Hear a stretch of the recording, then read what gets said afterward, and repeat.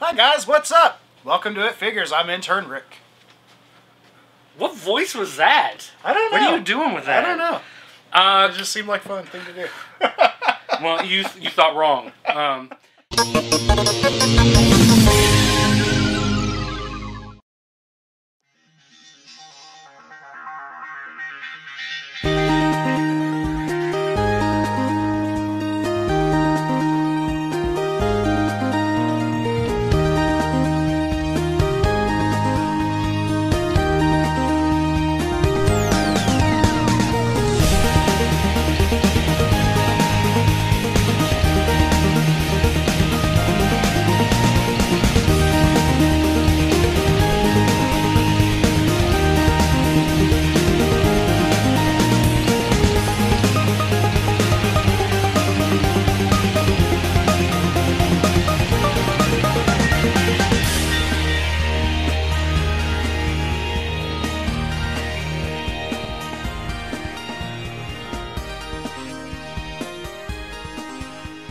Not here.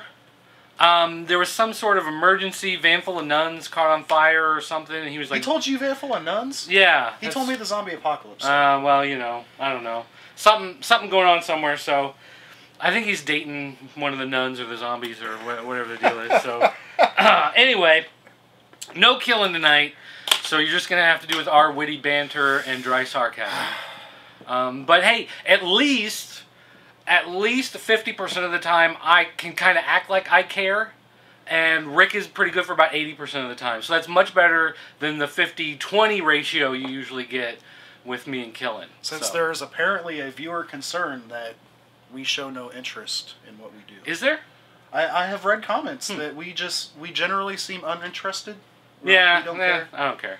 So whatever. we're here. Toys. And apparently somebody's watching it. Toys are stupid. Hey, you know what, buddy? You're making fun of the show? You're still tuning in. That's right. As a viewer, still counts. And every time you come back to post your snappy little messages on YouTube, that counts as another view. So the hits just keep going up. So winning. Duh. All right. So here we are bringing you the toy news. Probably some of the same news that you saw on the news desk earlier this week. Nobody watches that. But regardless. Nobody watches the news desk. Or at least, I guess nobody who watches this show watches the news desk. So. What? How is that even possible? Well, because only like 5 people watch the news desk. So, I mean, it's uploaded to like 3 or 4 different places, so you would think that there might be more than that, but it's not. You know, it's about 4 or 5 people, and they just go back and watch it over and over. Is it like a That New Toy Smell boycott? Like, I think an outlash? Well, you know, it didn't help that I did the whole Let Masters of the Universe Classics Die campaign. Yeah, you may have scored some people there. A lot of people may have scored some people. You know, it's like whatever. You know, take a joke, don't take a joke. That's all right. I didn't sign up either. So I felt like it was a bait and switch. You're the one guy. I was totally going to do it. All right, this will be. Should we promise this is the only Masters of the Universe discussion for all of the episodes? No, because we'll bring it back up again in a minute here when we talk about Batman. But you never subbed before, right? You've always been buying them individually. I've always cherry picked before. I had never subbed. I was going to do it this time, and I really I understand the logistics of whatever, as far as why they charge what they charge and how they charge what they charge at the time of sign up, but I guess somewhere along the lines I really forgot that it's not just $25 at the time that you sign up. There's also an additional $25 plus the shipping and everything. And I really had a hard time letting go of $60 and not receiving anything for it for like a half a year. Whether or not I'm going to get $25 of that back in like 4 weeks or whatever, that's still $25 that I would have preferred to hang on to regardless. That does kind of suck that they do have to take. Well, they do the whole like temporary hold. Right. If a gas station can ping your card for $1 and hold it, why can't Mattel? That's all I'm gonna say. Yeah. Well, it is Digital River. It is Digital River. But on an up note from Mattel, they have shown off pictures of their new DC Unlimited and Batman Unlimited toy lines. And they look nice. They look very nice. I don't know about you, but I'm really excited for this Batmite with X-Batman, Planet X-Batman. No, I mean, as far as I can tell, that's the same Batmite that came out before. I'm pretty sure in the it Legacy is. it was like the Kmart exclusive that came with the Golden Age Batman, I think it was. But this is like Disco Batman. It is. It was the Batman of Zur and R. And if you read Batman R.I.P., it was like a story from the 70s of this Batman on another planet, and then a couple years ago when they did Batman R.I.P., Bruce Wayne, like, they try to murder him, and he's got this, like, second personality that he somehow, like, Zen ninja'd, meditated into the back of his mind. And when they, like, killed Bruce Wayne, this other personality kind of popped out, and it was just, like, this pure, unadulterated, like, Batman beating the crap out of people.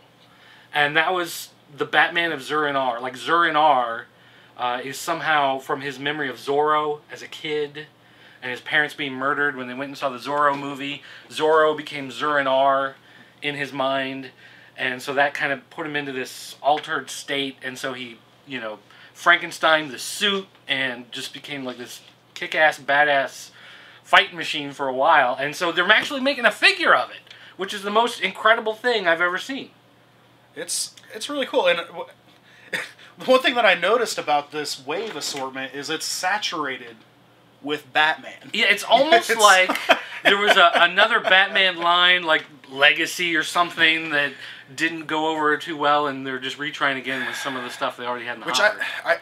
Okay, I don't understand that, because the Batman Legacy line, which it's the current Batman line, right?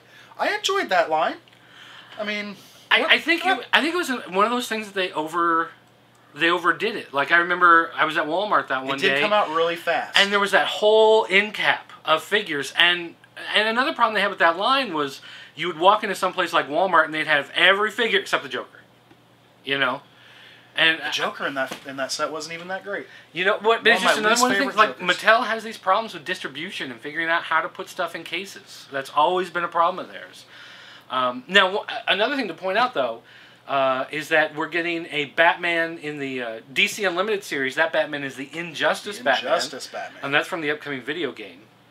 And for whatever reason, instead of placing the new 52 Wonder Woman in the new All-Stars line, right, which she very well could come up in at some point as well, they have randomly inserted Wonder Woman into these two different waves that consist of nothing but Batman. So, yeah, so DC Unlimited Wave 2 is going to have your 52 Wonder Woman, even though your DC, what is it, Ultimate? Is that, or what's that? All-Stars. DC All-Stars has your new 52 Batman and your new 52 Superman. So, I mean, if you want the new 52 figures, you got to kind of randomly go through these different Mattel lines. I mean, that's how they get you. I was going to say, here we go. Another seemingly, marketing ploy from Mattel, trying to intermix the new 52 figures into these different lines to keep people buying figures from all the different lines. I mean, it's going to work. I'm going to end up buying it. Oh, them, yeah. Of course it's going to work. I mean... But I mean, the one thing, though, we have to talk about, though, is the Dark Knight Batman. Based off the Frank Miller version of Batman. Now, this is the Batman with the big Bat logo. Right, and does that body look a little similar to you? Like, if we took this part and you just kind of squint your eyes, let's say the belt was more plain and this was fur for his underwear. Does that body type look familiar at all? Like, I don't know, maybe he should be holding a does look a lot like a power He-Man. sword, maybe. It does look a lot like He-Man. I mean, this is Mattel, and that totally looks like they're using He-Man body parts. New head, new cape, new gauntlets, new boots. But I mean, that body and the arms and the legs all look like... That, you're very right. Had you not pointed that out, I don't know if I would have noticed, but you're right. I want to see this figure. Right. Like, I want to see the actual figure. Well, because you got to put them side by side. Yeah, I want to see if the bulk is you're right. Mattel. Classic reuse, where we talking about some old school shenanigans here. Excuse me. That just kind of came out. So yes, I'm looking forward to those. Yeah, I'm totally going to buy most of those. I don't know if I'm going to buy all of them. Like Injustice Batman, I probably don't need, but all the new 52 ones, I'm going to pick up those from the various waves. And so that'll be interesting. All right, what do you want to talk about next? I guess we can talk about this Men in Black 3 statue. I don't... Well, we don't have to if you don't want to. Really care, but... Kodobukaya. Did I pronounce that right this time? Kotobukiya? Kotobukiya. I pronounce it wrong every single time. That's part of your charm. I guess she is kind of pretty. Anyway, they have issued the photographs for the Agent G. I have no idea how to even... Bishoujo. I guess. I'm just... Bushido.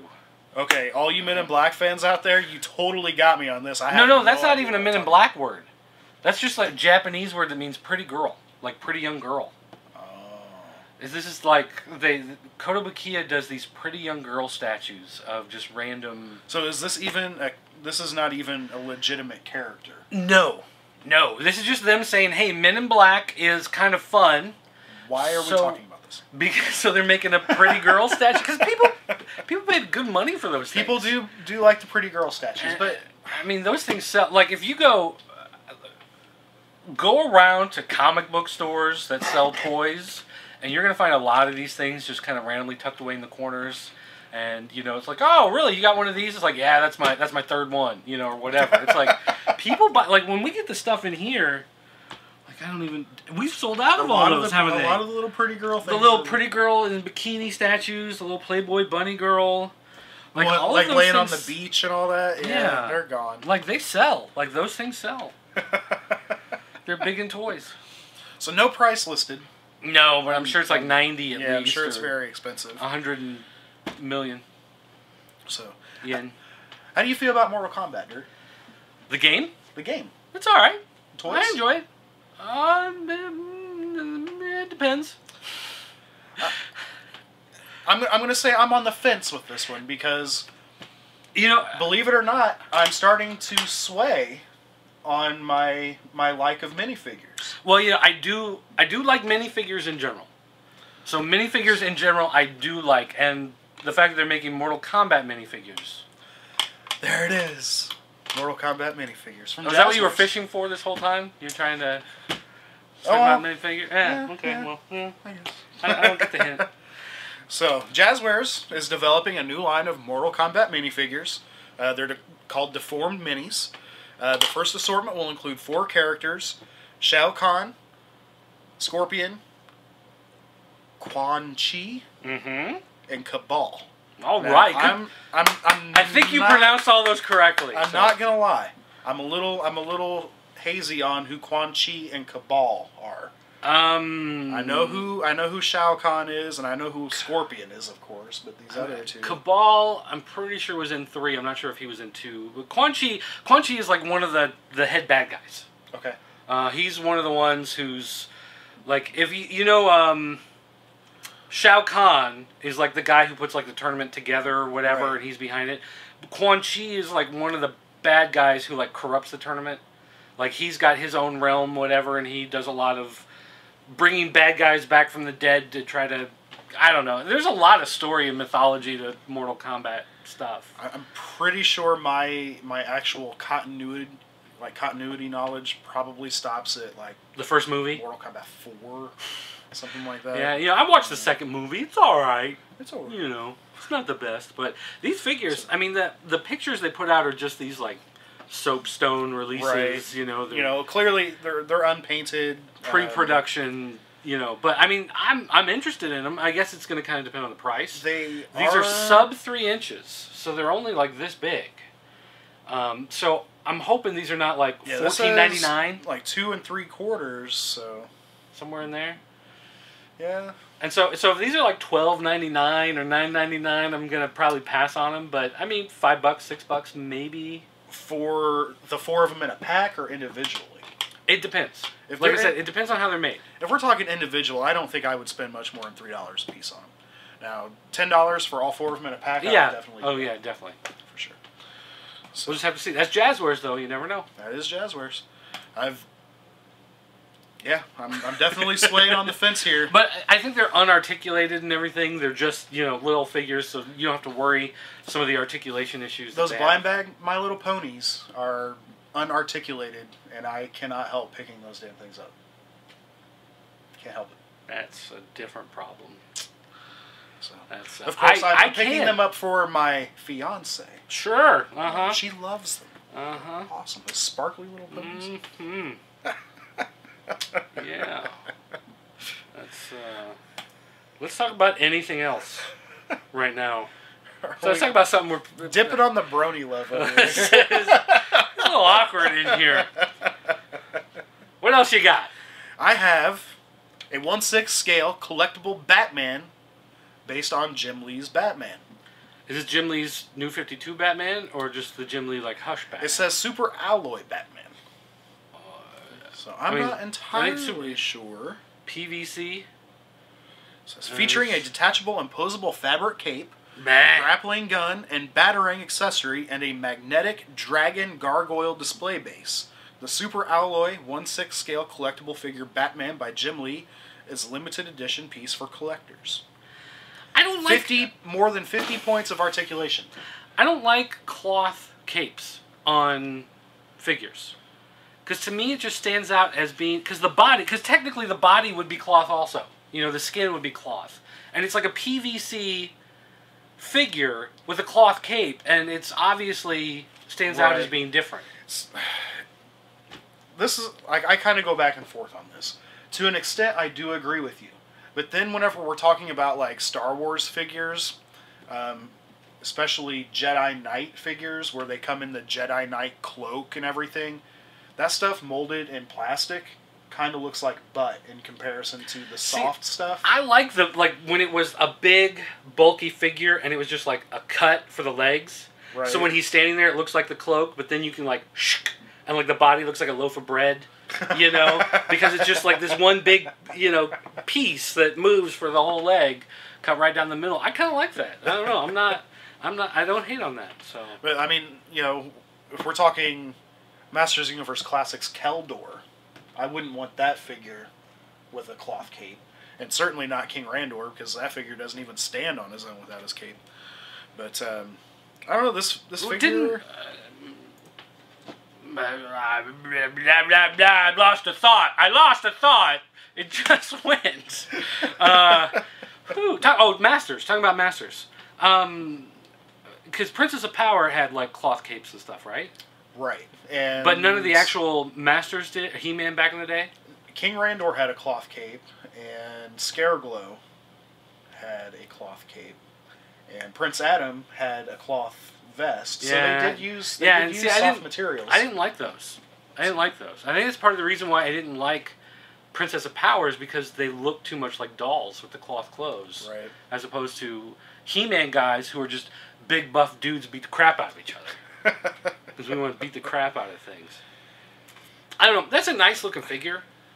I'm sure that Batman. Back to Batman. I guess we should say this figure is going to have to be ridiculously expensive. I mean, if it's got over 50 points of articulation, these Play Arts Batman figures, these are $60 a pop, and well, it might be very similar. Yeah, actually, to that Batman figure.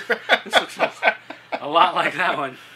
However, that one does not have this awesome little gargoyle base. Yeah, so you're probably looking at least 90 on something like that. Oh, no, it's 1/6 scale.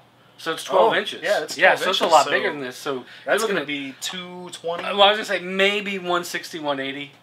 It's going to kind of depend. Because maybe they can bring down the price a little bit because it is a DC property. Right. But I didn't see that it was issued by Sideshow, so... That might help them out with the price a little bit. Yeah, maybe. I guess we'll just have to see. All right, what else you got? Well, if just go to another tab. There you go. All right. NECA. You like how I always like to squeeze in a little bit of NECA news here and there? Series 3 of the Nightmare on Elm Street series is shipping, and this series includes the Dream Warriors Freddy with forehead crucifix burned in and the Dream Child Freddy with the creepy Freddy baby. You said forehead crucifix, and I'm thinking forehead. What part of the movie did he have 4 heads? Oh, right, forehead crucifix. Okay, I gotcha. So, the Freddy baby. Have they done a Freddy baby before from NECA? They have not done the Freddy baby yet. And this is also the first time that we'll be getting the Freddy with the syringe fingers. Oh, for the addict? Yeah. Yeah. So, you know, the Dream Warriors one. So, look at her, like, little mouth. Arms. So again, you know, I've talked about being in support of NECA doing these different lines for a while now. You know, they're just reusing basically the bottom and the chest of the Buck, resculpting the head, resculpting new arms. Well, yeah, but to create different. But that's what they did with Freddy anyway. I mean, you know, when they started churning out a lot of those movies, they were just like, okay, well, we're going to take this sculpt of Freddy we used in the last movie. Right. You know, and then we're just going to, you know, make him look like a biker or make him look like, you know, whatever. Yeah, Mezco did do that for a little while, and I think the reason I didn't really like Mezco's stuff. They did the Freddy in the tux and the Freddy in the chef outfit. Oh, right. And stuff like that. And like, I liked the concept, but I didn't like their execution for how the figures looked. I much prefer what NECA has done, which is basically kind of steal that idea. But at the same time, ripping off Mattel's idea of reusing Buck parts to cut down on cost. Well, I mean, did you not like Mezco's articulation, or just the quality of the sculpts? It was the quality of the sculpts, and then a lot of times the quality of the paint apps too. Like, I don't know if you remember the Freddy that came in the tux, but his tux was all black molded plastic, and you could see texture difference, and like the highlights and the shine and everything was different. And the quality of their plastic is just it's not as good as. Okay, wait. Which company did the ghost face from Scream, where the top part was plastic and the bottom part was cloth? That was NECA, but and I didn't like that. Shame on you, NECA. It was basically like, it kind of looked like they reused maybe the bottom off of like a Michael Myers Halloween figure, and then re-sculpted from the top up. So he's actually hard figure underneath the cloth. It's just like a skirt with elastic going around. It's like Ghostface in a black kilt. Shame on you, NECA, for making me like a McFarlane version more, because I do like the McFarlane Ghostface more than that. Yeah, that was a terrible Ghostface. So, but randomly unrelated conversation. It's a horror character or whatever, but I think that kind of soured me on NECA for a while. Like, it took a while for them to kind of get back on my good side after doing that figure. Right.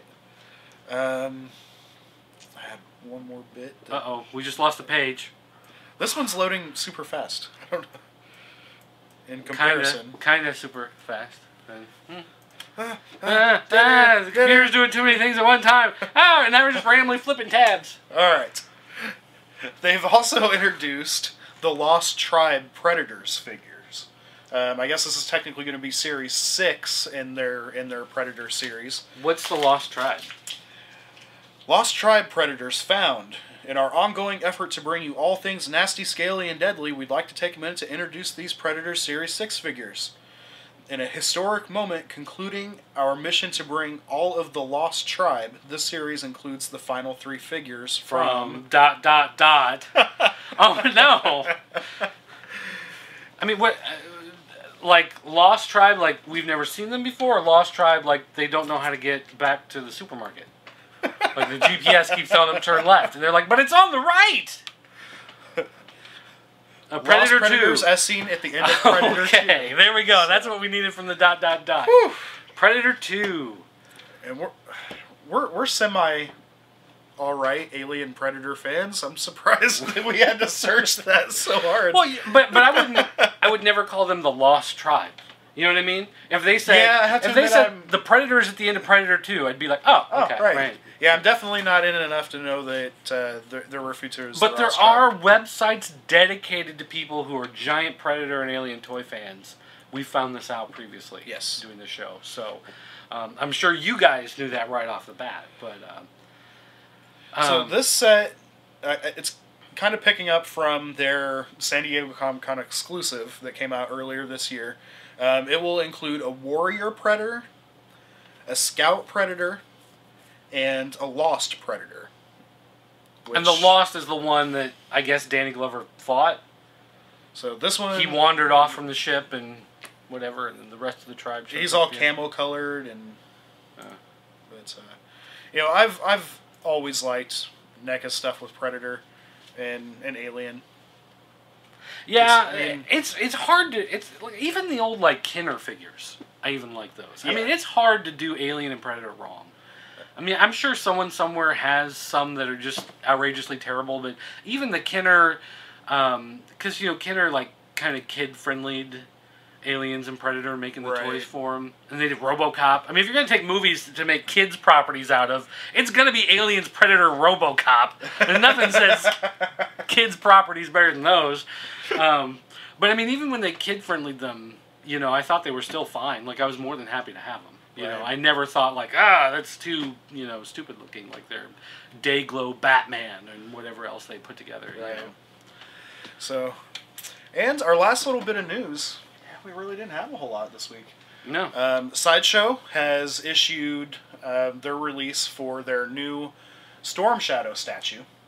Now, this is going to be a white Storm Shadow.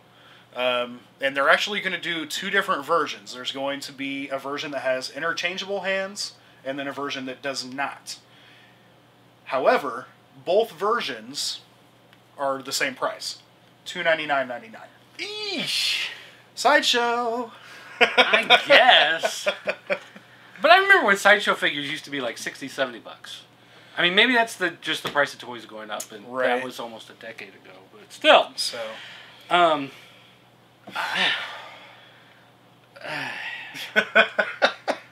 Sideshow, man. I know. I have owned some premium format Sideshow stuff in the past. I don't anymore. It cost a whole lot to get, and it was something that I always was worried about them breaking, about like if somebody breaks into my house, what's going to be the biggest, most valuable thing that they can grab and make it out the door with? Sideshow premium format, Yeah, but they're probably going for your TV first or something. But... Well, thankfully my TV's bigger than that stuff. Are we back? Oh my gosh, I thought we were having a meltdown there for a second. What happened here? Whoa. What happened? There's new toys! What? And where can you get those? At ShopPCN.com. ShopPCN.com right now. We've got the DC Universe Classics All-Stars figures, including Superboy Prime and the New 52 Batman. I think we sold out of Red Robin and Superman already. We did. I think Red Robin was one per case. And the Supermans went pretty quick, too. I was kind of surprised. But we do have Batman and Superboy Prime left. Woo! But yeah, we had a problem. See, the camera that we used to film this show, we actually used to film It Figures and VG Losers and whatever else we do. And apparently Killen has not been emptying them off after he's... edited the shows together. So we had a can full of film. So we had like a month's worth of old episodes on there in just the raw. Got rid of those. So now we can go for 3 more hours if we want to. Hopefully we won't, because I'd like to have dinner at some point tonight. So I can go for 3 hours. I don't know if I want to. Boy, you're a stud. So I don't even remember what we were talking about when the thing went down, but whatever. I think we were talking about Storm Shadow, but we're going to pick up with the fan corner. Oh, we were talking about Sideshow and all that. Oh, yeah. But anyway, all right, let's move on. So. All right, fan corner. Go ahead. Welcome to fan corner. Hit me up. Our first question comes from Clone Yoshi, as always. Uh-huh. And he says, hey, guys, would you like to see a Marvel vs. Capcom line by Hasbro? Sure. No. I'm going to say no. Sure. Just because any Marvel figures you're going to get are going to be Marvel figures that they probably already put out. And any Capcom figures... Who do you really want from Capcom? I mean, really. They're going to have some Street Fighter guys, but there are other people that That's probably going to be all it would be, Whoa. Did you hear that music? What is that? What is that? Huh. Apparently Killen just snuck in the back door, but he's not going to be on camera. He's just going to run around here and make noises and do stuff to distract us like a giant DH. But no, I mean seriously, like if they could do a Marvel versus Capcom, I don't know. I'm just afraid you're going to get the same Marvel figures. You know, they're just going to reuse the ones you already have, and they're going to put them in a 2-pack with somebody, and you're going to end up. It's always going to be someone you want, like Psylocke, in a pack with someone you don't want, like Cammy. Well, what if we did like I don't know, Cyclops versus Wesker from Resident Evil? Would you want Cyclops versus Wesker? I don't know. I'm just coming up with something completely random. No, I'd much rather have, if they're going to do Capcom characters, I'd much rather have either a Capcom dedicated line, or at least I'd much prefer that they'd be by the game. Right. Like I'd much rather have Hasbro say, "Hey, we're doing a wave of Mega Man figures," and then, "Hey, we're doing a wave of Resident Evil figures," and then I mean, like however they want to do it, I'd much rather have that than these forced 2-packs. So there you go. Right. Our next question comes from Albatrez, and he says, "Hey, Are you guys, sure it's not Albatrez?" We've debated this. I know. We got it right this time, right? All right. Okay. Albatrez. He's back with another question. He wants to know if This is the Nazi guy, right? Oh, too soon. Too soon. He's not a Nazi, guys. He's not a Nazi. He wants to know if Mattel will ever do a large-scale Robeast to go with our new large-scale Voltron. Nope. Never gonna happen. Voltron was a 1-year, one-time deal, and it was both of them testing out the waters.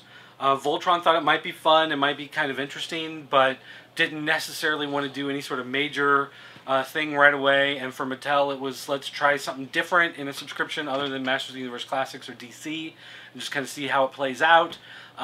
It's a successful line. I mean, it's, as far as the subscription and the sales they got for the line have all been fine. But, I mean, once you do Voltron, it's kind of hard to come up with other stuff that fit the subscription model besides the 5 lions, unless you do the 5 lions from Voltron Third Dimension, where you do Stealth Voltron, or Voltron Force Voltron, and those are never going to do as well as the classic. I think this is going to be one situation where, us Voltron fans are just going to have to kind of, this is the perfect comparison situation to, the Masters of the Universe Classics debate, where Voltron fans are just going to be completely happy that they got a year's worth of new toys and a year's worth of new cartoon. That's probably all it's going to be. Well, yeah, they've already said the cartoon is not coming back. So, and that's another reason. They are the cartoon did fine. Actually, the cartoon did really good. But they've gotten interest for doing a live action movie, and they kind of said, we could put resources into doing another season of the cartoon, which did well, or we can put the resources into making the live action movie. And they did a short. I don't know if you've seen it, but it's got the guy from Psych, Lassiter, Timothy Ombudsman. They just throw like a little teaser. Yeah, they did like a little 5-minute short film of him as Lance in one of the lions, and the lion has crashed, and he has just enough energy to either repair the system or just enough energy to send out a warning to the rest of the Voltron force.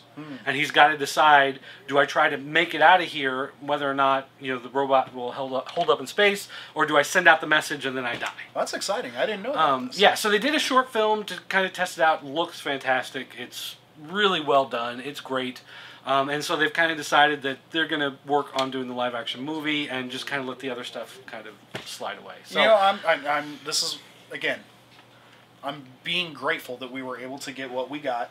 And I thought the series was great. It bums me out that it ended on a cliffhanger. It did, and a great cliffhanger too. So, but I'm hoping it's also one of those things where maybe it'll pick up in comics. Yeah, I mean, if they hold Voltron Force as canon, it's something they can come back to later. Right. And they could do something where it's 5 years down the line and everything's been torn apart because of Daniel and Prince Lotor, and they've got to rebuild it back up, and they got to find something new. So I mean, it is kind of sad that it's gone, but I'm glad that there is exciting stuff in the works, like a live action movie. So our next comment, because this really isn't a question, it's more of a comment, comes from Omega Supreme, and this is directed towards you. Uh-huh. He says, what terrible thing does he have to say about me now? He says he had to say that your comment last week about sneaking a peek in the Lego blind bags when the other people from the store aren't paying attention cracked him up. Oh, he didn't get mad at me for that. All right, good. Since I'm in the toy department, manager at local Walmart, I better not do that. I have, however, peeked in bags of other people that other people have opened to see if I wanted what they didn't want to pick up. Are you gonna come on camera at all? Just poke your head in. Oh, yay, my daughter starts her first day of school tomorrow, so I'm stressed out. Thanks. Bye. Wait, if you're... Who's going to edit this? Oh. Rick? Yeah, Rick, on your laptop. You got to take this home and edit the show on your laptop. I'm having a hard time getting Beyond the Box edited on my laptop. Mm-hmm. Anyway. Our next question... Actually, you could edit on this. You could take this I thought about that. Yeah. I thought about that. Because I used to actually edit on this. Our next question comes from Shredder55. What's up, Shredder? Oh, wait. Before we move to Shredder55. Omega Supreme. Yeah, I know we're not supposed to tear them apart, but I'm glad you understand what we're going through, especially as a parent trying to find a toy for your child, and they just want the specific one. That's the problem with the blind bags. So, hopefully you're not the store... toy department manager at my local Walmart, because you're going to be running into that a lot. But as long as I keep making blind bags, it's going to happen. So, all right, next up. All right, our next question, Shredder55. He wants to know what we would think of TMNT Classics Shredder or Krang. Okay. I'm jaded. I would like to see them, but I have to admit that I'm not completely satisfied with the first 4 TMNT Classics figures. What? But everybody likes those figures. So, What are you dissatisfied with on those figures? well, first off, I would have preferred that my Raphael's fingers did not come off in my hands less than 3 seconds after trying to put his size in his hands. Stop trying to manhandle his hands. No. Did they break off or did they just pop out of the... They just popped out. Okay, so you can pop them back in and... Every single one that I have seen looks like it got kicked in the face by a donkey. It has cross-eye, like... I have noticed that the eyes have been a problem on a lot of those. I think when Fwoosh got their Donatello, they put up pictures of it and he was looking... A little googly eye. Marty Feldman-ish. Reference. Google it. Most of you got Marty Feldman. Yeah, I mean, my whole thing with the classics is I wanted the classics in the 4-inch size and the new ones in the bigger size. Just because the new ones have so much more detail, I'd like to see them as bigger figures. Right. And the older figures were much more simple, so they work better as the smaller figures. That was my kind of, As far as seeing a Shredder or a Krang... I'd love to see them. I would get them. Honestly, I know everyone's going to say, well, Shredder and Krang, they were the 2 villains of the show, but for me, Shredder is the villain. Krang is a side character. That's like Baxter Stockman. It's a side character, and maybe that's because I was more into the comics. Because Krang in the comics was like here and there, and then he was gone. But Shredder was the guy who was always... He wasn't even called Krang in the comics. Yeah, so, as far as all that goes, I mean, Shredder... I would prefer to see Bebop and Rocksteady over Krang. I'd prefer to see what NECA did with the original comic looking ones as opposed to the cartoon looking ones. Because for me, that's classic. Classic Turtles would be those original looking, black and white guys. But I mean, never going to happen, I'm sure, whatever. But I do wish that the Classics line would have, maintained that classic scale. Just because Masters of the Universe upscaled for a classic figure doesn't mean every toy line has to upscale for a classic figure.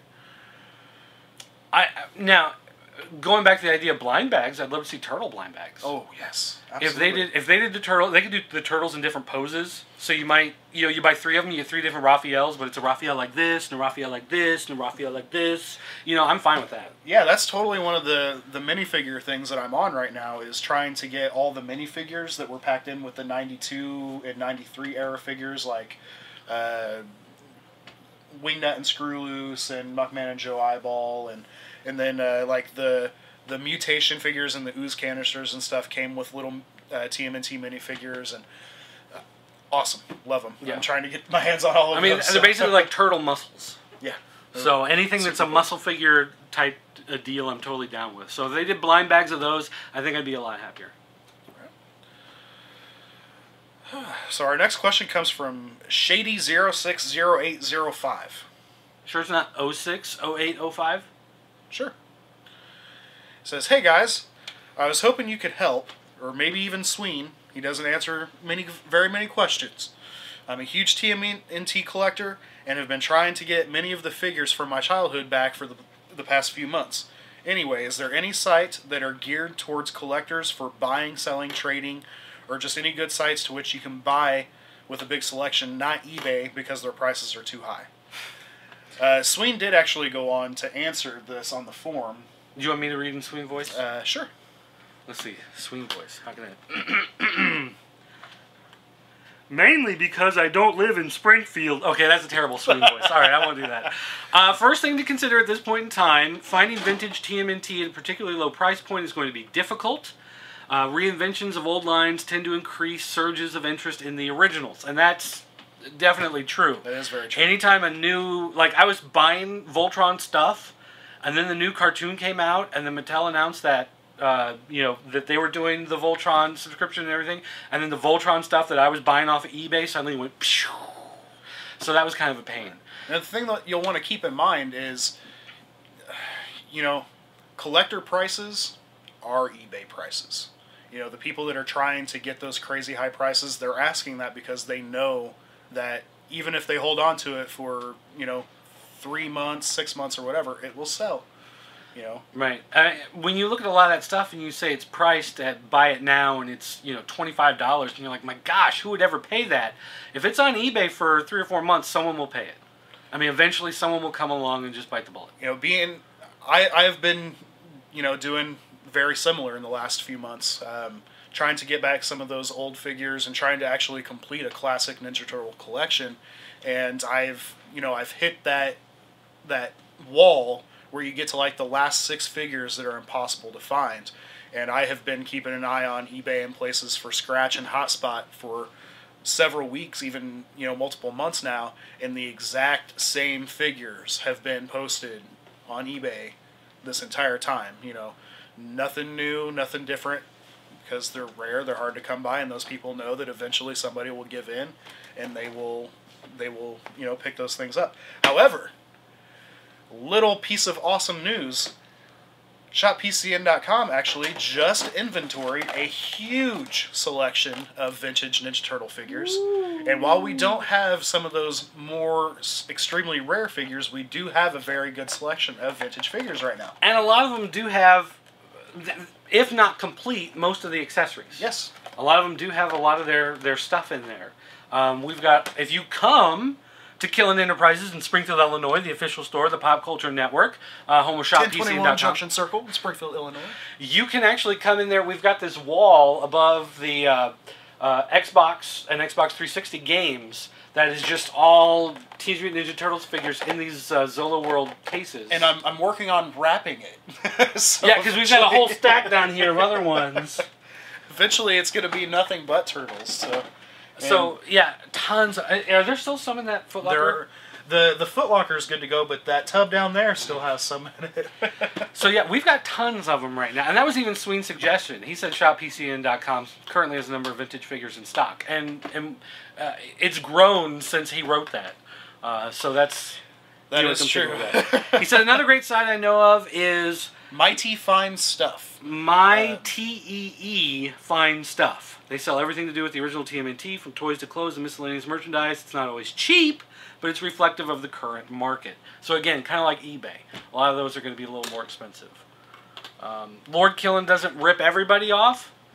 Some people. But he tries to at least, we got to pay for the store, we got to pay for the lights, we got to pay for tax, all of that kind of stuff. He's got to pay for me. He's got to pay for you. So, you're not going to find Ninja Turtle figures for like $2 or anything like that, but we try to be competitive. But we do have many for $5. Do we really? Mini Really? for $5. Of course, those are the ones with no accessories, right? They are the ones with no accessories, and they do tend to be actual turtle variants. You know, like mutant or How much military turtles. How much did that like Spike Volleyball Donatello, whatever that one? Have you priced that one? I did price that one. I think that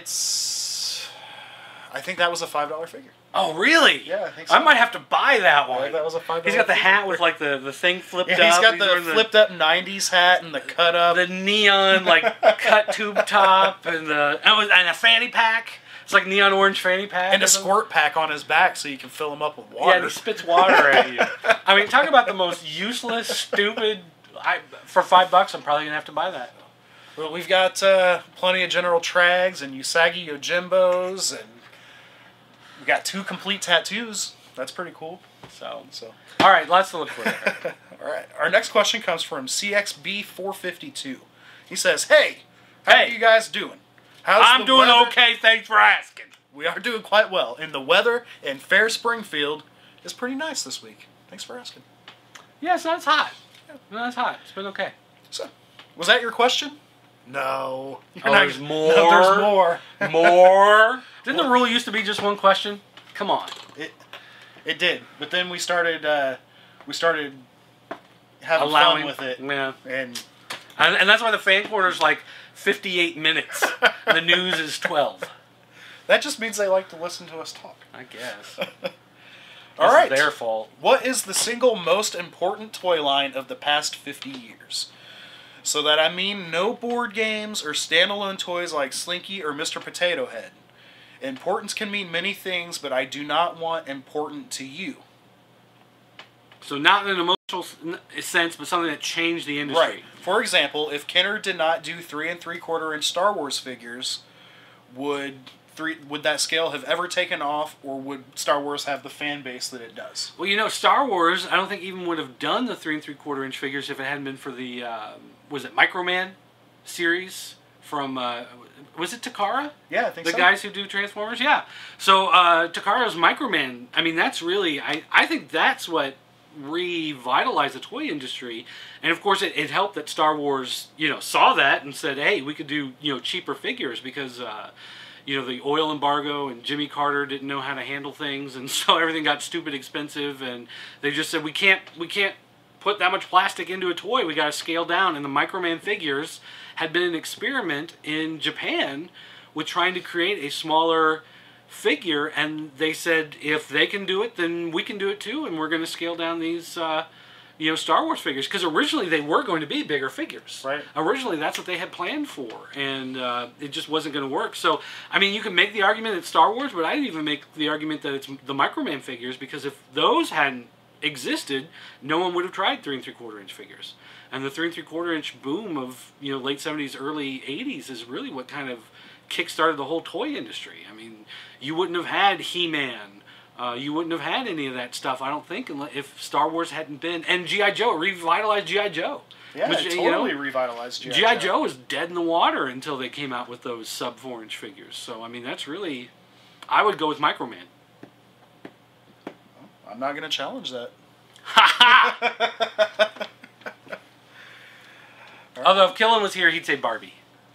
Oh, totally. He likes the Barbies. Totally. All right. Our next question comes from the Freak of Steel. And this is his first time on the forum. Oh, and it's one post. So it is, or he started a new account just to make it look like it.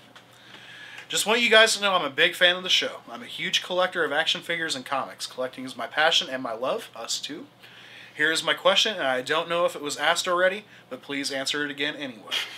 What do you guys think about displaying your figures? Opening a figure or keeping it mint in package? I myself am conflicted because I will never sell any of my stuff, and I like to make little sets of the figures, but again, I love to look at all the figures in their package and glory. I don't have enough money to buy 2 of each. It depends on the figure, I guess. It depends on how much I care for the line and the property. I will buy 2 of certain figures just to open one and leave one in the package. Like the Ultimate Muscle figures. Like all of those I bought 2 of. Back when they came out in the early 2000s. So I could open a set and have a set to keep in package. That's just how it was. Right. A lot of toys, depending on how the packaging is set up, I may try to open the package in such a way that I can put the toy back in and redisplay it. Right. A lot of the DC Direct stuff comes in little boxes with windows, so you can open the box and take the thing out and play with it, and then put it back in the box, and it looks like it's still on display. But for the most part, I do try to open them. I try not to be that anal about them. Because I find myself, if I'm not opening the package, then I find myself buying the toys for the sake of thinking, well, if I resell it, you know, and then once I start getting in that mode where I'm buying toys with the idea of what's going to happen when I resell it, then suddenly it's like, well, why am I even, you know, buying these? Right. Like, there are much better investments to make out there than, you know, Star Wars figures. So for the most part, I try to open them. If it's, you know, like Tron figures, I'll buy 2 of everything just to keep one in the package and one to open, especially when I find stuff on clearance. If I go somewhere like Big Lots and they've got toys on clearance, like they had the G.I. Joes a couple years ago for the 25th anniversary stuff, right. was at Big Lots, and it was just like, psh, you know, psh. I'll keep some in the package and rip open the rest, you know, and that's just kind of how it goes. So for the most part, I try to open them. Right.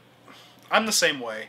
For the most part, I am a loose collector, but when I first started collecting figures, I was a total, like, I had to have 2 of each, so I could open and have 1 sealed. But the fact of the matter is, toys have gotten a lot more expensive in the last 5 years, and it's virtually impossible to, you know, be a responsible adult and continue to buy 2 of each toy.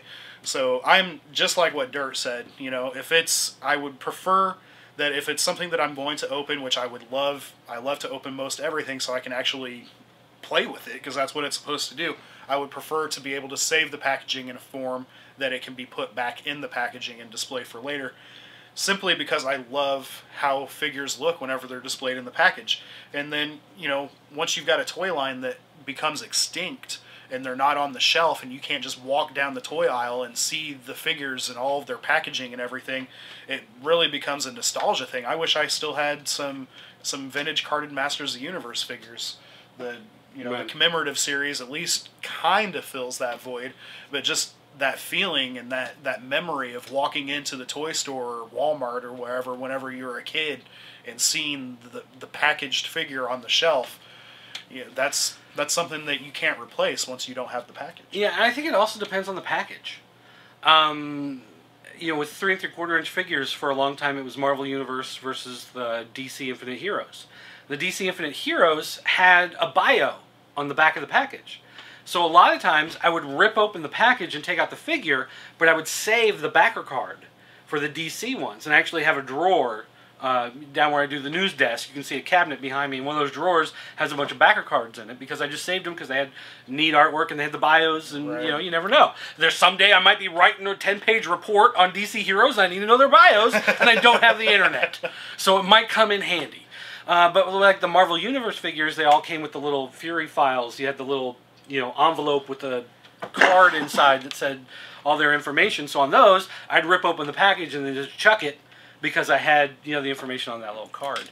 And somewhere I have a drawer full of little bio sheets that come in figures and the instruction manuals and all that stuff too. So, you know, so again, it depends on the property, it depends on the packaging. Sometimes toys come in a package that just looks so terrible. It's just like, I'm just going to rip, like the new Dark Knight figures, you know, the ones that have no, like, elbow articulation right. and no knee articulation. I still buy some of those. So but the packaging is so bland. It's like, oh, look, it's blue metallic. Like, and that's the whole package. It's just like, shh, throw them away. Who cares? Right. But I do save the figures because a Dark Knight Batman in, like, day glow orange is just so outrageously stupid that I love it. Now, I will say that I did get 2 of each of the new Ninja Turtle figures that have come out, because those the Nickelodeon figures, ones? yeah, the Nickelodeon ones, those figures and the packaging are amazing. I absolutely love them. So I wanted to be able to not only, you know, play with them and have a display and whatever else, but I wanted to be able to still preserve them in the packaging for future videos. Those are, and they're sub $10, aren't they? Yeah, they're like $8. Yeah, so that makes it a lot easier. And then whenever you get your, if you get a Toys R Us reward zone card, whatever it is, a little free thing, I have gotten like 2 or 3 $5 coupons in the email ever since I did that thing. That's a $3 turtle figure. No. Good stuff. Good stuff. All Our next question comes from TMC 1984. What's up, TMC 1984? Hey, guy. Hey, guys. Got a question for the show this week. Not sure if you've covered this before. I don't think you have, but I recently got into the show The Big Bang Theory and was wondering your opinions on it. I don't think we've ever actually had somebody ask this question, but I'm glad you did. No, I don't think it's ever come up before. He says, I dig the show, I find it humorous, and I can have a lot of fun with it. I don't take it too seriously, whilst I'm nowhere near as nerdy as the characters portrayed in the show. I totally get most of the references and even relate to some of the traits the characters display in the show. Do you think this is good for geek culture, or do you think it puts people like us in a bad light? Personally, I think it's great as long as people just have fun with it and don't take it too seriously. I enjoy the show more so as my girlfriend digs it too, which is cool for me, as will... She might not understand why I get so excited over a half-man, half-skunk guy, or even a man with an elephant for a head. She digs that I get the reference, and we both dig the humor and have fun with it. I absolutely love this show. Yeah, I think the show's great. I think that coming from like an era where being a nerd had such a negative stigma to it, and you could never get a girlfriend and whatever else if you were a nerd, this show has totally I think has really done a lot for nerds like today. If you want to talk about shows that deal with nerd culture that don't really help, that stupid Kevin Smith comic book guys show where it's all them sitting around. I've still not watched a single that episode show is terrible. And that show needs to go away.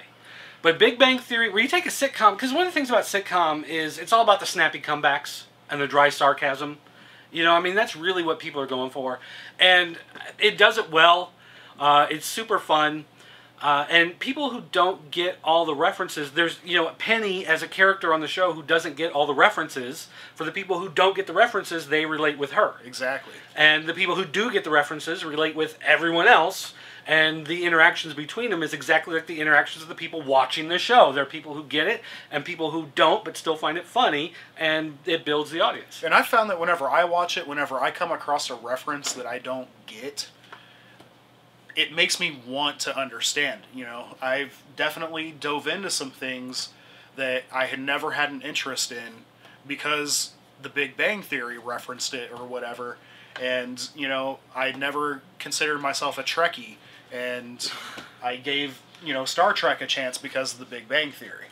Well, no Trekkies consider themselves Trekkies. They're Trekkers. It's the people who aren't Trekkers that consider them Trekkies. Gotcha. I stand corrected. Yeah, exactly. All right, what's up next? All right, our next question comes from Nick the Toy Columnist. What's up, Nick? You better email Killen again and just remind him that he has your column to read and approve. Because, especially with him moving and his daughter starting school and everything like that, it just gets lost in the shuffle. Okay, so anyway, that aside, because this is how we communicate on the Pop Culture Network. I could send him a PM, I could send him an email. We're just going to talk right here on the air. Right here. Yeah, that's how we do it. So. But he wants to know, have you ever thrown away or damaged a toy that wound up being worth a lot of money later on? Well, damaged, I was a child. I broke a lot of toys. Yes. As far as me throwing them away, no. As far as my father getting fed up that my room was messy, and he had a dumpster outside for when he was doing work in the attic and reshingling the roof, and he came in one day when I was gone and chucked everything in the dumpster, yeah, that happened. Lost a lot of toys that way. I actually found myself in a relationship right out of high school that I probably shouldn't have been in. It was very serious. We were living together, and she did not understand nor agree with the fascination and the desire to collect toys. That's the wrong girl for you, bro. And in a very, very heated argument, I ended up grabbing a garbage bag, and I threw away the Trendmasters Mini Voltron and an entire carded set of limited edition Movie Master Puppet Master figures. Both the set of Puppet Master figures and the Mini Voltron are extremely valuable now. Mm-hmm. Extremely valuable. The Voltron itself is $100, probably. Yes. Easy. Easy. Puppet Master figures, they can range from $6 to $20. Kind of depends on the... This was the red carded deluxe set that was the very last set that came out before Full Moon Toys went bankrupt. And, you know, I had Blade and Pinhead. Like, it was the whole... I basically bought the entire case right out of the truck from Suncoast. And... Bought? Or just... I was a legitimate Suncoast employee. Sure. Sure. You were the one guy. The one guy in the store paid for everything. So yes, I've definitely... I really can't think of anything that I damaged beyond repair or threw away from being a kid. I mean, from being a kid, I broke tons. Like, I don't know, my parents, I didn't give them enough credit really growing up, but like my dad would buy random like Bandai mechs, you know, to give me, and the Robotech figures, and you know, all this, and I was like 7. I didn't take care of anything, and I don't even know where he got some of that stuff from, because I look back on it now, and like I'd love to buy a new Guardian. But the Guardian figure is the cheapest you can find it. It's like $100 and some, and if you find one in a box, it's like $300. Yeah. You know, and I mean that thing I had broken into 20 pieces by the time it finally got thrown away. So, you know, broke a lot. He tricked us and snuck in a second. Who did? Nick the columnist. What? I know, right? He should know better. He wants to know. All right, now your column's waiting another week. He wants to know if we've ever passed on getting a figure that we really wanted due to any reason, and it wound up being very rare or worth a lot of money. Yes, I definitely did. In 2002, I was working for Target, and we received a case of 2000X Masters of the Universe figures, and in that case was one of the rare Chase Skeletor figures. This... I don't know if you remember this, but it was the one that had like a slight paint variation, and they were super, super rare. I think they probably still sell for probably $200 or better. What? Yeah. Wow. I don't know. It's been a long time since I've looked. I could be wrong, but they did a He-Man and a Skeletor that their armor had a slight paint variation over the other, you know. Well, I remember the He-Man had like a different logo. Like there was a variant. Right. Different. Yeah, they changed the asterisk. Or right. That's what they called it, was an asterisk. They changed the Iron Cross to an H looking piece of garbage. But I mean, San Diego Comic-Con stuff, you know, we always have a chance to get, and sometimes we buy it, sometimes we don't. Sometimes it's worth a whole lot afterwards. Yeah. I don't know. As far as like random stuff, I mean, because you never know it's worth anything at the time, so you don't think about it. Maybe later you kind of like, maybe I should have grabbed that, whatever, but I can't really think, nothing really seems to stand out in my mind as something that was like super great I passed on, you know, really comes out. One thing I would love to have that's super expensive now that you can never find anywhere is a Pimp Daddy Destro. It was like that variant that came out for some convention where he's got like the leopard print, you know, stuff like, for no reason whatsoever, I just want one of those because it's the most ridiculous thing, and I love ridiculous looking stuff, and those things are stupid expensive. I would like to get, NECA did a Hellraiser Lair box set that had the first 4 Cenobites, the Order of the Gash, and it was like a play set? Yeah, it was like a play set. We had it here once, and I think it sold for, I think it was $200 or $250. It's extremely valuable. It retailed for $50. Wow.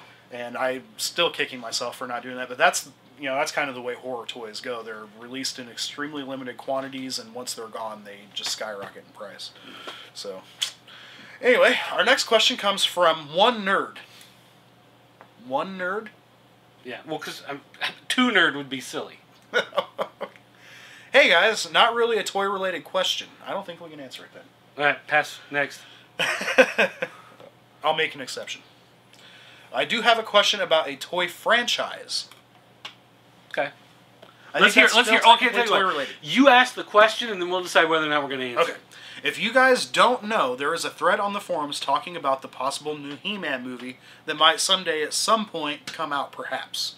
Mm-hmm. Now, of course, I bring up the amazingly awesome Dolph Lundgren He-Man movie, and I was smacked down and called a fool, and they started talking about wanting a more dark and serious He-Man movie. Now, of course, I thought this was insanity, as He-Man is too ridiculous of a franchise to make a dark and serious movie out of, but I want to know what you guys think. Would you like to see the new He-Man movie done in a darker, more serious style, or do you want to see Dolph come back for round 2? I don't have an issue with Dolph coming back for round 2, but I want the movie to be serious and I want it to be dark. You never heard of Conan?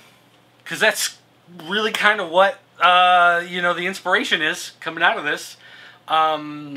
Make it dark and serious? Yeah. I mean, as far as the first movie, it's a product of its time, and it's okay for what it is. It's Jack Kirby's Fourth World is really what it ended up being. And it's okay. I love the movie. Even being a kid, I love the movie. Even as a kid, I thought the movie was okay, but not great. And I think part of the thing with me is that it didn't look like the toys. Right. There was not a big, giant green stone Castle Grayskull. There was not Skeletor with a purple sword and He-Man with a gray sword and Skeletor trying to get the gray one to put it together, I mean, these were problems. These were legitimate problems for me. And so, as far as if Dolph came back, I wouldn't want him playing He-Man. He could be like the ghost of Hero. He could be King Randor, Well, he's a little too old to be He-Man. He could be King He-Man, who starts the movie talking about something that happened years ago, and then it goes to ending? Brock Lesnar playing He-Man or something. I don't know who you'd pick. I have no idea, honestly. I think that's probably going to be the biggest thing, is trying to figure out who you would cast, who could play that character, because we're not talking about sticking a mask on Val Kilmer. Wow, that's an image I didn't want. You mean modern Val Kilmer? Well, it was a Batman reference. Well, I know, but I'm scared to take it either way. How do you work that? But yeah, I mean, a dark and serious tone would definitely work.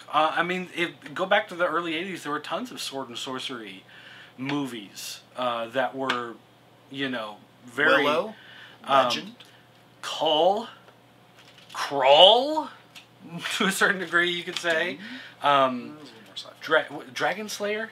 Is that the name of the one? There's Beastmaster. Oh, Beastmaster. All of those took it much more seriously with a much smaller budget, and I think ended up generally with better movies.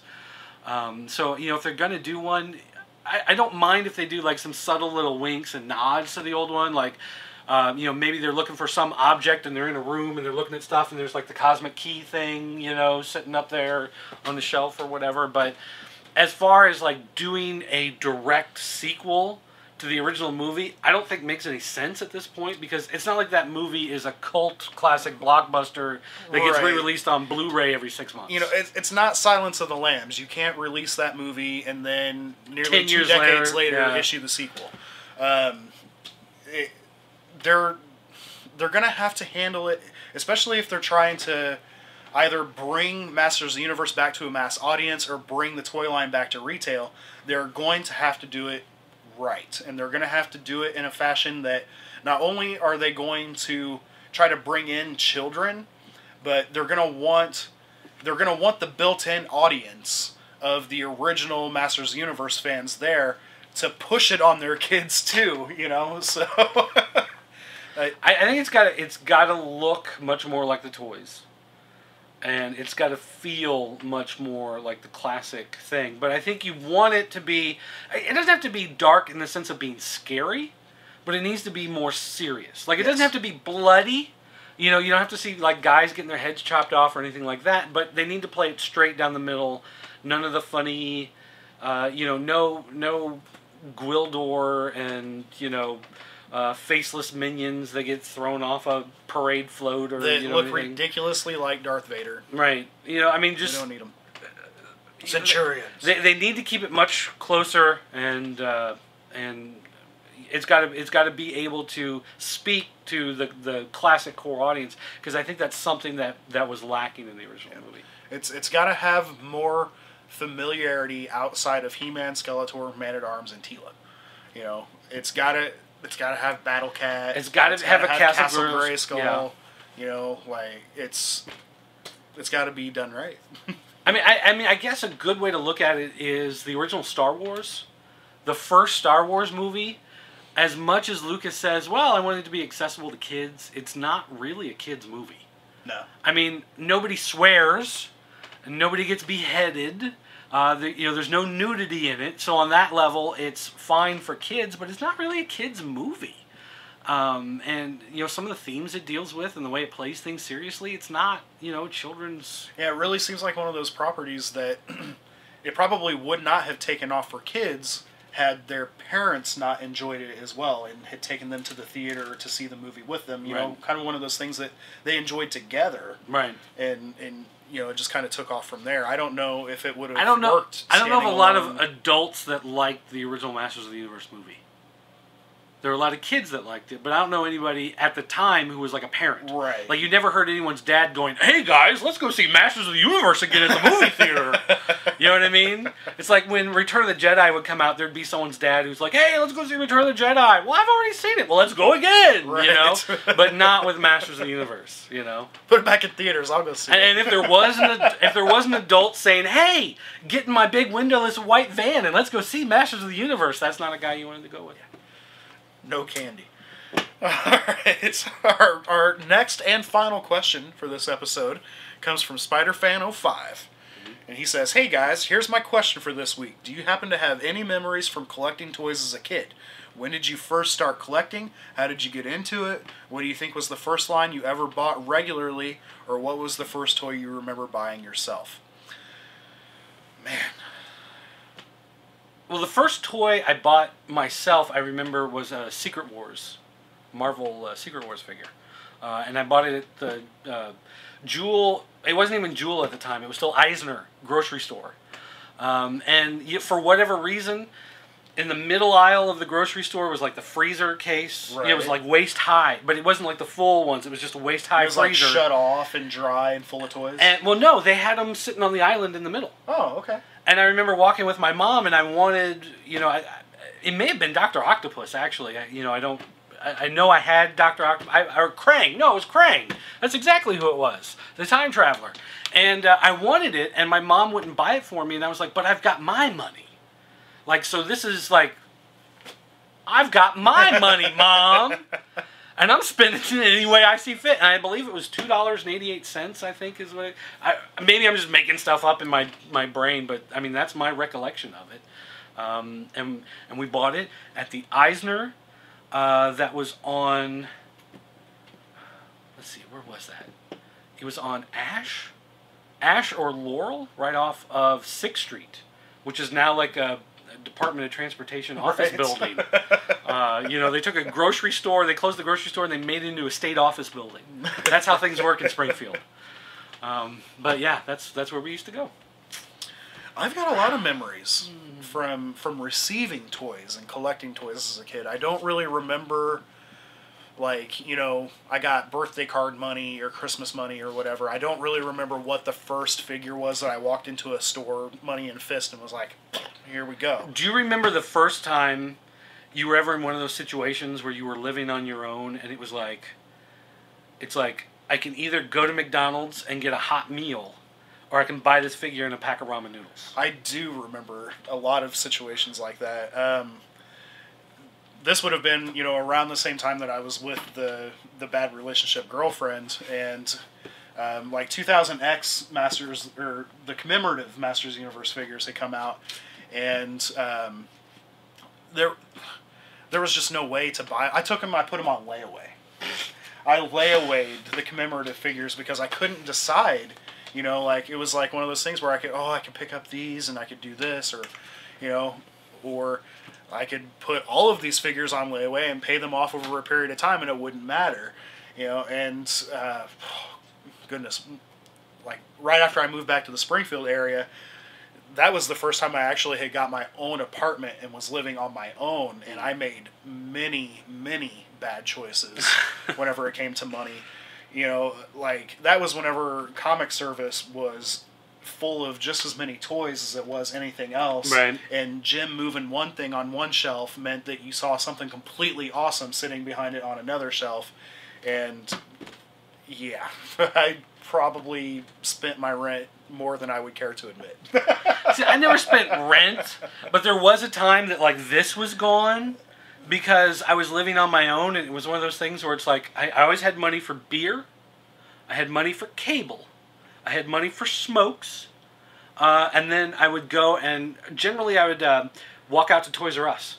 And there's like a 2.5 mile walk there and a 2.5 mile walk back, but you know I'd walk out there and grab the big bag full of stuff and walk home, and you know I was like if I was hungry I'd have a beer, you know, because I always had plenty of that there, and that's actually a pretty good diet. You know they say beer's fattening, you're gonna get a beer belly and whatever like that, but if you drink it in place of food, you actually will lose weight and you'll have daily diarrhea, and that helps you to lose weight too. I was more so like, okay, I've got this amount of money. As long as I've got $2.50, well, I guess probably been more like $3.50 for a generic frozen pizza and a generic 2-liter at the end of the night, I was good. I didn't care. But family and you know wanting a respectable place in society makes you kind of alter those things. Anyway, I think that will about wrap us up for this week's show. I'm locking the fan corner thread right now, so no one else can post a question. Because I think we had some pop up while we were going through this. So now it is locked. So, all right. That will do it for this week. As always, thanks for watching. Be sure to come by jointheforums.com and join the forum so you can submit your questions. Check out shoppcn.com for any of the cool toys and collectibles that you like to look for. And, you know, be sure to check out popculturenetwork.com for all of the awesome shows like Radical Retro Turtle Talk. Oh, you almost had it. Radical Retro Turtle Toy Talk. Turtle Toy Talk. The News Desk. VG Video Game Losers. What else we got going on? Your best buddy Ryan Porter as the Comics Corner. Yes, my good Rob buddy. Bass has not met in box. Someone was going to do some show. What was it? Beyond the Box? Beyond the Box. Supposed to be starting soon from some random douche. I don't know what happened with that thing. That guy sucks. It's still coming. I've actually started the second project for it. So I will get it edited together as soon as I'm able to learn how and submit it. I promise. I'm not gonna. I'm not gonna drop the ball this time. Anyway, that'll do it. Thanks.